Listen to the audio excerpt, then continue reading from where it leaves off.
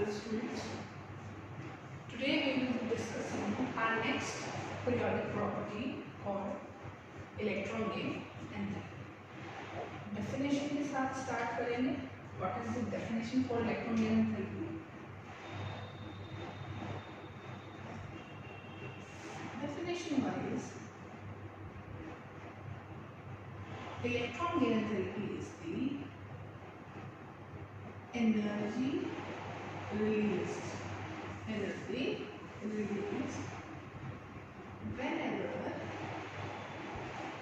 released whenever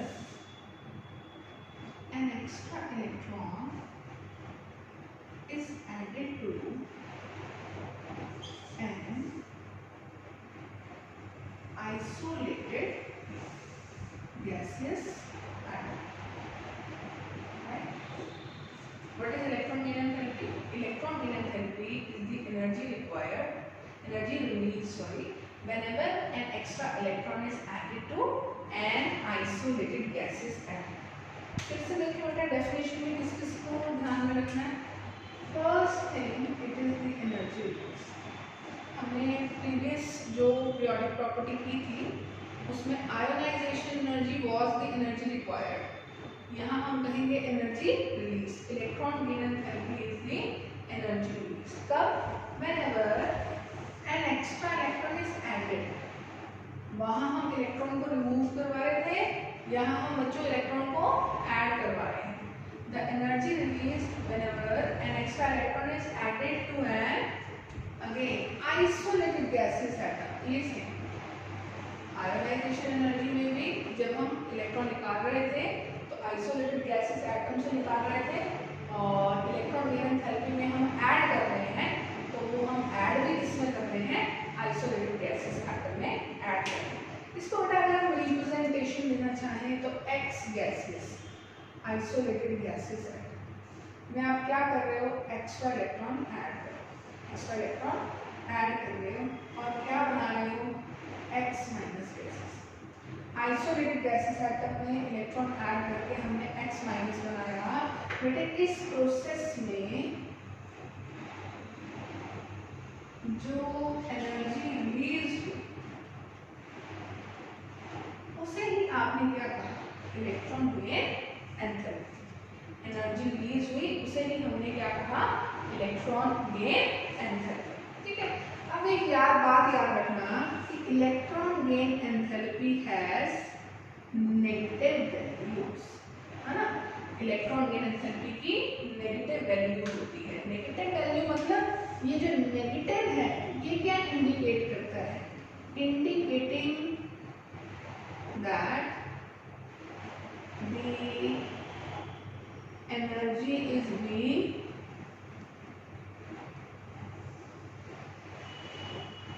released, है ना. Electron gain enthalpy की नेगेटिव वैल्यू ये इंडिकेट करती है कि इलेक्ट्रॉन गेन एंथैल्पी के केस में एनर्जी रिलीज होती है. तो केमिस्ट्री में बच्चों जब भी कोई एनर्जी टर्म नेगेटिव है तो उसका मतलब है this much amount of energy is released whenever this process was done. तो इलेक्ट्रॉन गेन एंथैल्पी की नेगेटिव वैल्यू होने का मतलब यही है कि एनर्जी रिलीज हो गई. अब बात ही करते हैं कि एनर्जी रिलीज होने का मतलब क्या हुआ. कि सपोज ये आपका एटम है, ये न्यूक्लियस है, ये इनर्शियल इलेक्ट्रॉन्स हैं,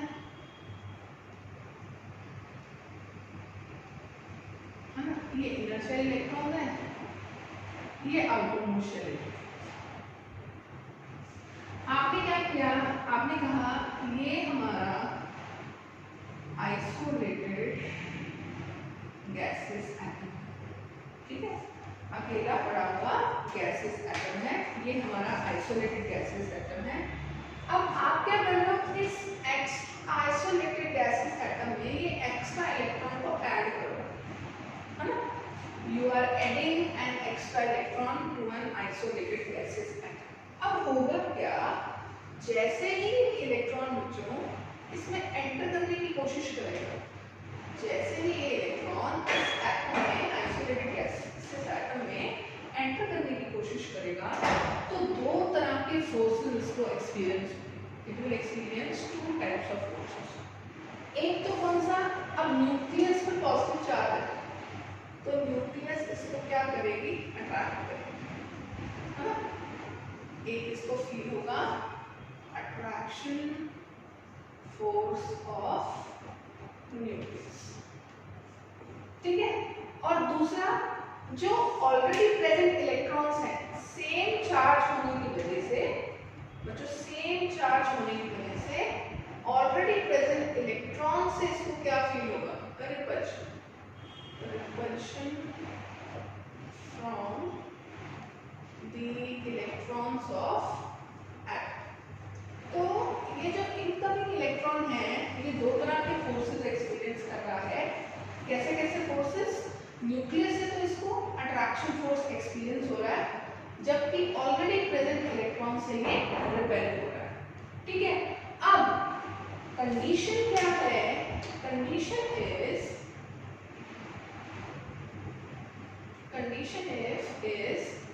if attraction forces are greater than repulsion forces, if attraction forces are greater than repulsion forces, then the electron will enter the atom by releasing energy, ठीक है।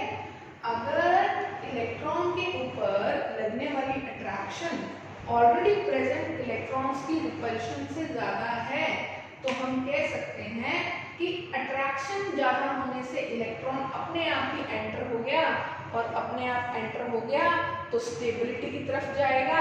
Stability की तरफ जाने का मतलब है एनर्जी बच्चों क्या होगी, रिलीज होगी। तो एनर्जी रिलीज कब होती है, जब कोई काम अपने आप हो जाता है।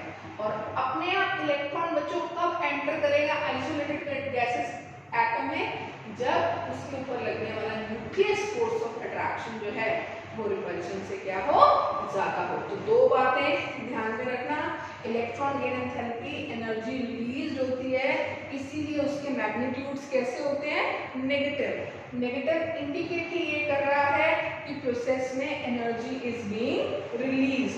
रिलीज होती कब है, जब अट्रैक्शन जो है रिपल्शन से डोमिनेट कर जाता है। किस तरह का अट्रैक्शन, इस इनकमिंग इलेक्ट्रॉन को न्यूक्लियस से तो बेटे अट्रैक्शन मिलेगा और ऑलरेडी प्रेजेंट इलेक्ट्रॉन से रिपल्शन मिलेगा। अगर अट्रैक्शन ज्यादा होगा रिपल्शन से, अट्रैक्शन डोमिनेटिंग होगा रिपल्शन से, तो हम कहेंगे कि इलेक्ट्रॉन अपने आप ऐड हो जाएगा, एनर्जी रिलीज करेगा और इलेक्ट्रॉन गेन एंथैल्पी का जो मैग्नीट्यूड है बच्चों वो क्या होगा, नेगेटिव, ठीक है। अब एक चीज डिस्कस करते हैं which is called successive electron gain enthalpies. Successive electron gain enthalpies, है ना। जिस तरह से हमने सक्सेसिव आयोनाइजेशन एनर्जीज के बारे में डिस्कस किया था, वैसे ही हम डिस्कस करेंगे about successive electron gain enthalpies. Successive electron gain enthalpies का मतलब क्या है बेटा, देखें। सपोज ये हमारे पास एक्स गैसेस था, आपने इसमें एक इलेक्ट्रॉन ऐड करवा दिया, ये क्या बन गया, एक्स माइनस गैसेस। इस प्रोसेस में जो एनर्जी इन्वॉल्व हुई बेटे उसको हमने क्या कहा, इलेक्ट्रॉन गेन एंथैल्पी 1, क्योंकि फर्स्ट इलेक्ट्रॉन ऐड किया है। अच्छा, अगर एक और इलेक्ट्रॉन ऐड कर ले तो ये क्या बन जाएगा, x2 माइनस गैसेस। और इस प्रोसेस में बच्चों जो एनर्जी लगेगी उसे कहा जाएगा electron gain enthalpy 2 of x gases.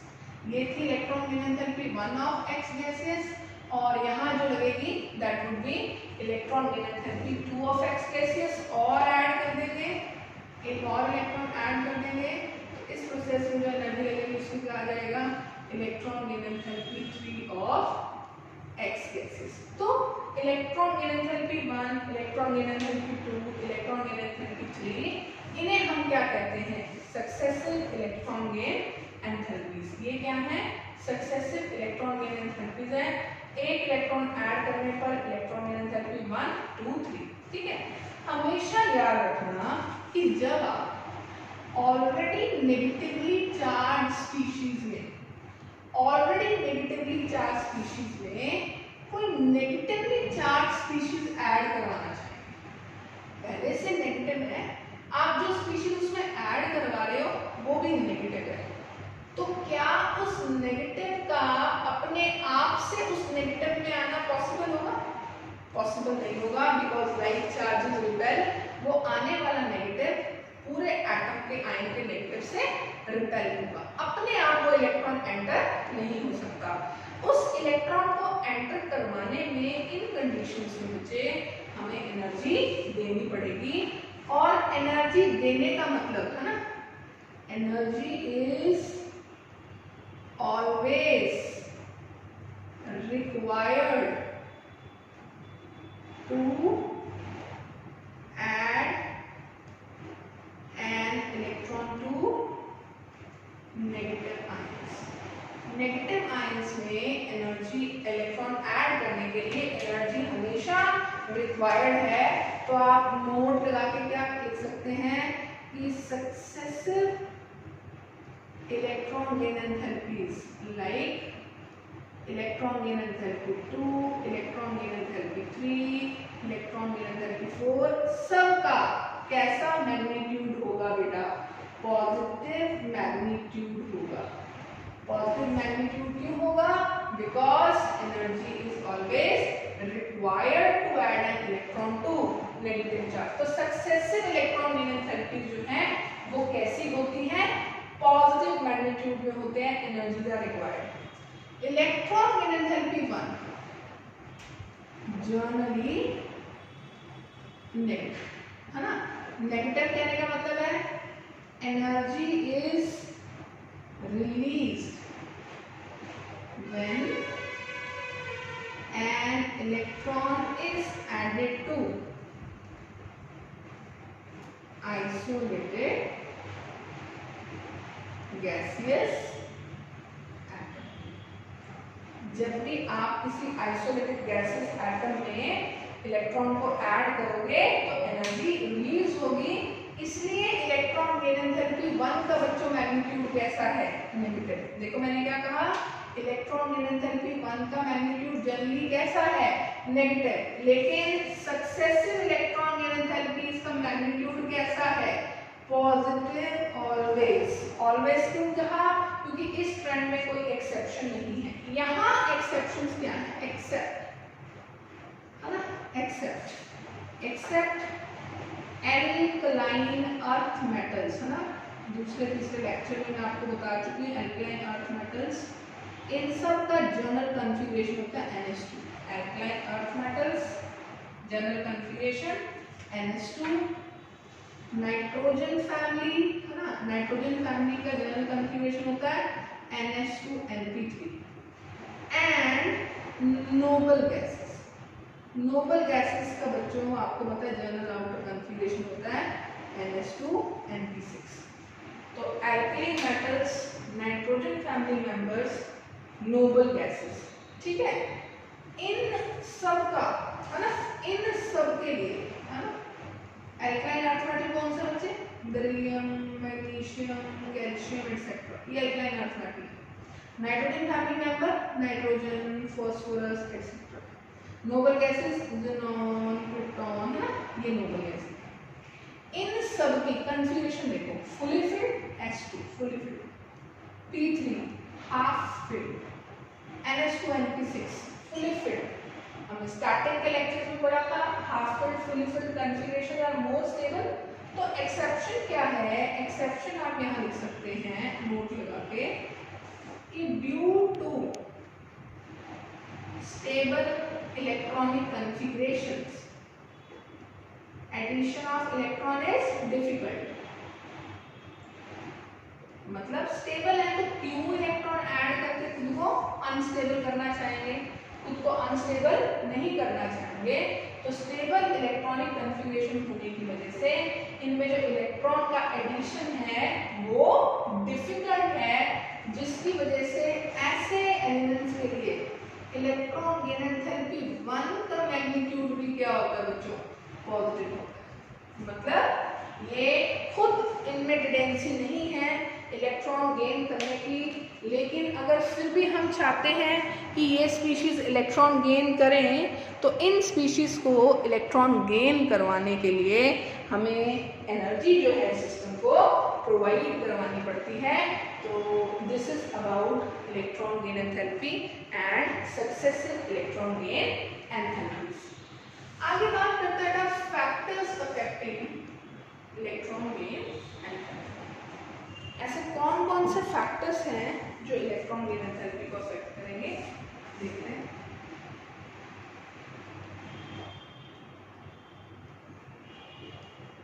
Factors affecting electron gain enthalpy. Electron gain enthalpy को कौन कौन से फैक्टर्स अफेक्ट करते हैं? सबसे पहला फैक्टर जो इलेक्ट्रॉन गेन एंथैल्पी को अफेक्ट करता है बेटे, दैट इज साइज। ठीक है, ध्यान से देखिए बच्चों, साइज कैसे अफेक्ट करता है। सबसे पहला फैक्टर जो इलेक्ट्रॉन गेन एंथैल्पी को अफेक्ट करेगा दैट इज साइज।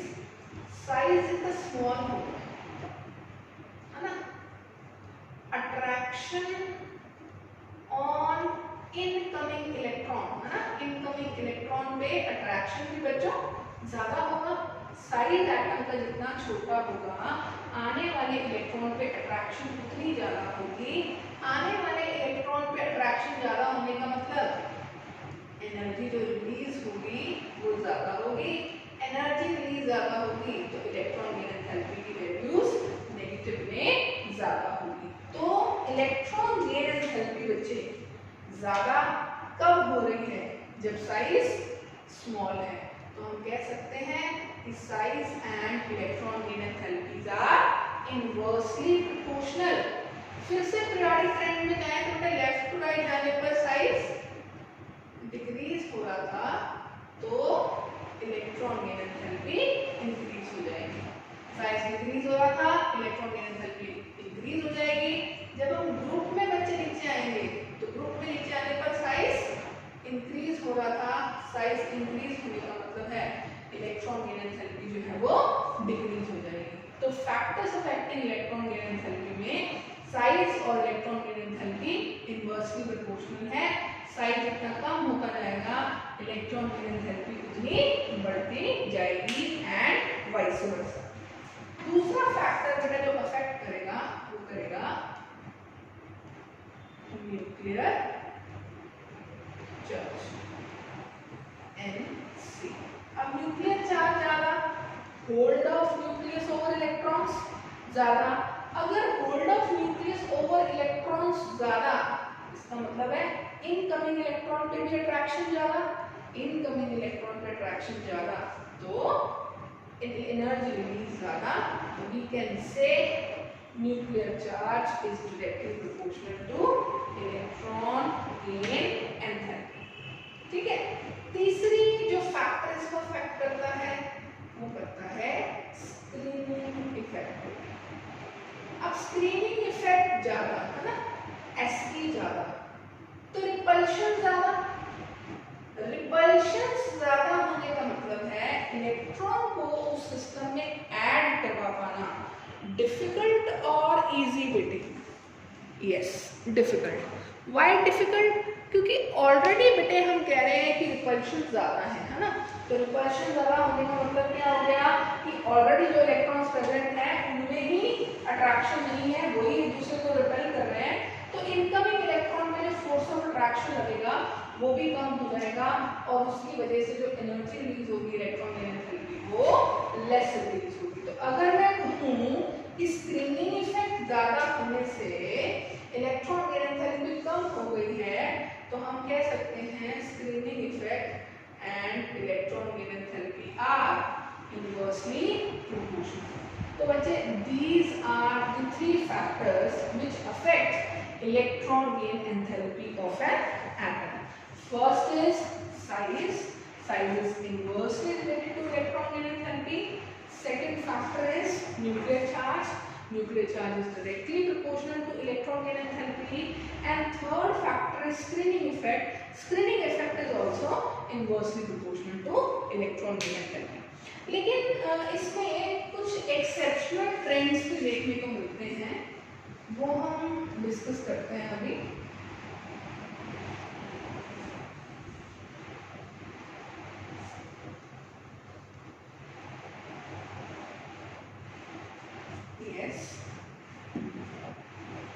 डिस्कस कर रहे हैं एक्सेप्शनल ट्रेंड्स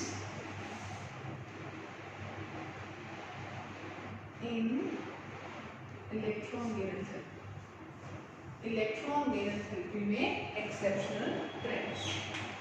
सबसे पहला देखो बेटा, case 1 fluorine chlorine bromine iodine, and case 2 oxygen sulphur selenium toluene. ठीक है, case 1 fluorine chlorine bromine iodine, case 2 oxygen sulphur selenium and toluene. ठीक है, आपने ये ट्रेंड पढ़ा हुआ है। क्या ट्रेंड पढ़ा हुआ? हमने पढ़ा हुआ है कि size is inversely proportional two electron gain.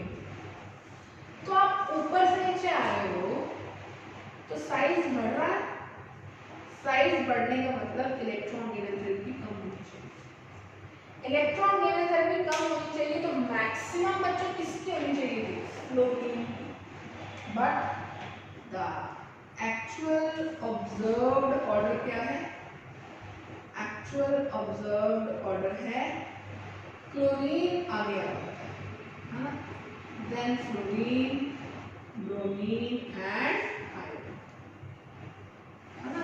तो मतलब फ्लोरीन की इलेक्ट्रॉन गेन एंथैल्पी सबसे ज्यादा होनी चाहिए थी, लेकिन बच्चों क्लोरीन से कम होगी, है ना। इसका रीजन पता है क्या देते हैं? इसका रीजन क्या देते हैं? Overcrowding of already present electrons due to very small size of fluorine.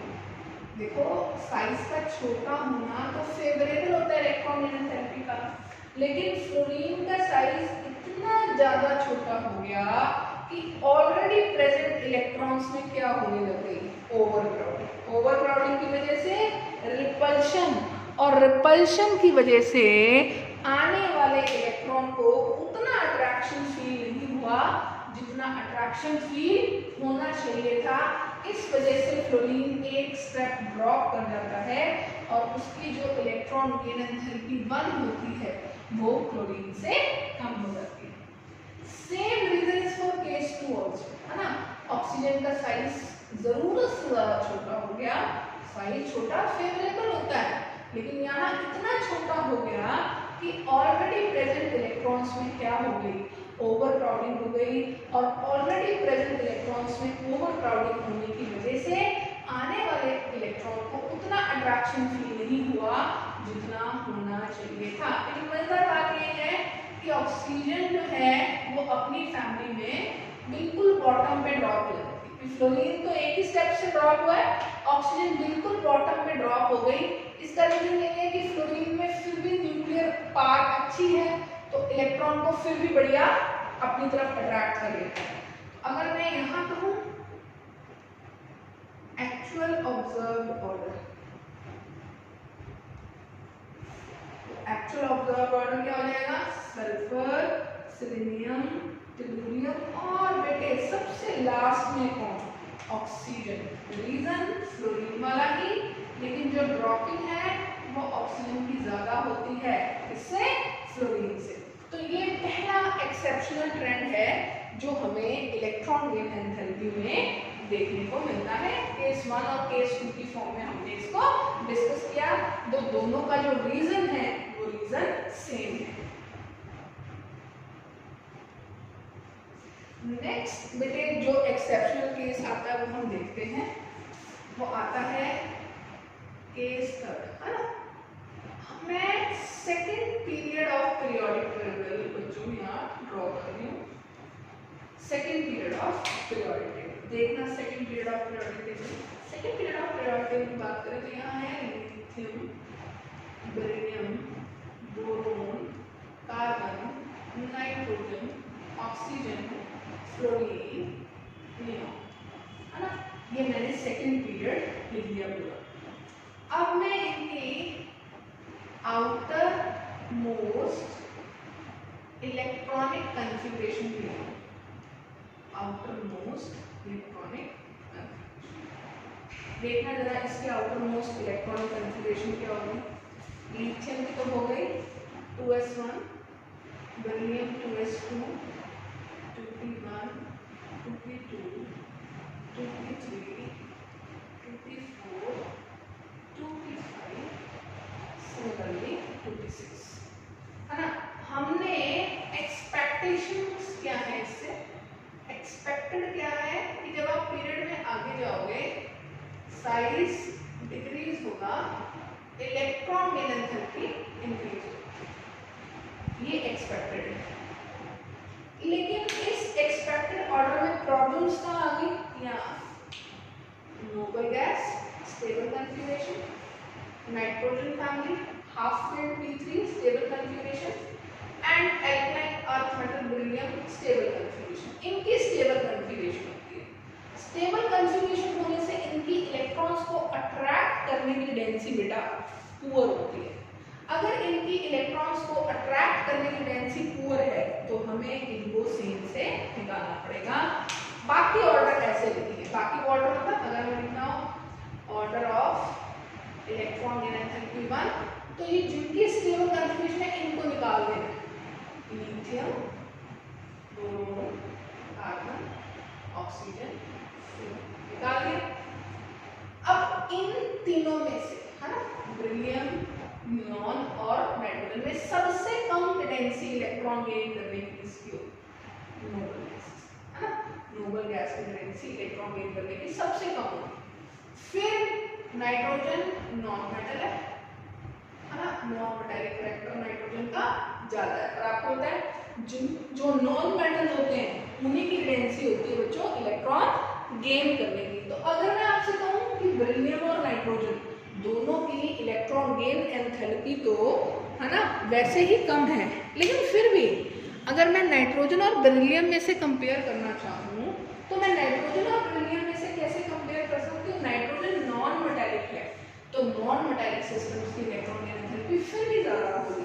तो नोबल गैस के बाद एल्कालाइन अर्थ मेटल के बाद नाइट्रोजन फैमिली। तो ये ऑर्डर रहता है एक ग्रुप में किसका बेटा, इलेक्ट्रॉन गेन एंथैल्पी का।